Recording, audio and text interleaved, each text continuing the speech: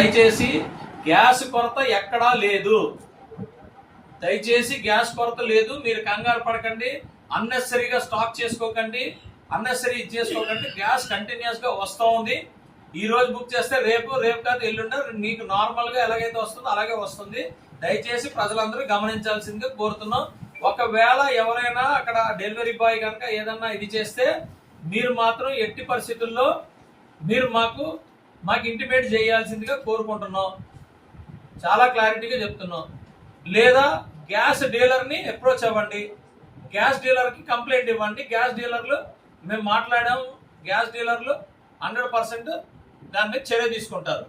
మీరు అనవసరమైన కన్ఫ్యూజన్, మీ కన్ఫ్యూజన్తో ఇంకొకరిని బ్లాక్ మార్కెట్లు అవి చేసుకున్న వాళ్ళని ఎంకరేజ్ చేయకండి.